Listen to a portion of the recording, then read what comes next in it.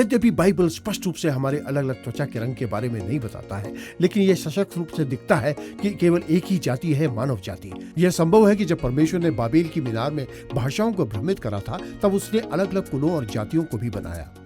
यह भी संभव है कि परमेश्वर ने अलग अलग परिस्थितियों के अनुकूल उनकी सहायता के लिए मानवता में वंशाणु परिवर्तन किए। उदाहरण के लिए, जो लोग तीव्र सूर्य प्रकाश वाले क्षेत्र में रहते हैं, उनकी त्वचा में स्वाभाविक रूप से मेलेनिन अधिक पाया जाता है, क्योंकि वे पराबैंगनी किरणों से बेहतर ढंग से संरक्षित रहे। यह भी सिद्धांत आया कि आदम और हवा के वंशाणु काले, सांवले और सफेद रंग के संतान पैदा करने में निपुण थे।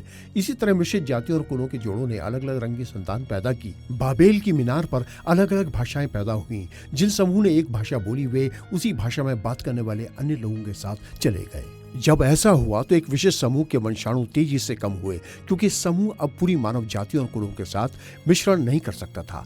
जैसे जैसे समय बीता और लोगों में घनिष्ठ संबंध हुआ, अलग अलग समूह ने कुछ विशेषताओं पर जोर दिया। क्योंकि ये सब पीढ़ियों में हुआ, वंशाणु का दायरा और भी छोटा होता गया। इसके परिणाम स्वरूप एक भाषा परिवार के लोगों ने समान सुविधाओं को साझा करना शुरू कर दिया। क्योंकि परमेश्वर स्पष्ट रूप से मानव जाति को विविधता के रूप में चाहता होगा, इसलिए परमेश्वर ने आदम और हवा और उनके वंश को विभिन्न त्वचा रंग के बच्चों को पैदा करने की क्षमता दी होगी। सबसे पहले बनाए गए जोड़े में हर रंग के बच्चा पैदा करने वाले वंशाणु होने की संभावना थी। सालों बाद बाढ़ से बचे हुए जीवित लोग में नूह, उसकी पत्नी, उसके 3 बेटे और उनकी पत्नियां, कुल 8 लोग थे। शायद नूह की तीनों बहू अलग अलग जाति और कुल की थी। यह भी संभव है कि नूह की पत्नी नूह से अलग कुल की थी।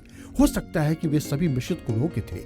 इसका अर्थ यह है कि उनके वंशाणु विभिन्न कुलों के बच्चों को पैदा करने में सक्षम थे। परमेश्वर ने सभी लोगों से उनकी त्वचा के रंग के बावजूद प्रेम और उनकी देखरेख करता है, और वह आशा करता है कि उसके अनुयायी भी ऐसा ही करें। यद्यपि हम बाइबल की निश्चितता के साथ तो नहीं कह सकते कि विभिन्न जातियों और कुलों को किस प्रक्रिया से बनाया गया था, परंतु इसमें कोई संदेह नहीं है कि सभी को एक ही उद्देश्य के लिए बनाया गया था, परमेश्वर को महिमा देने के लिए।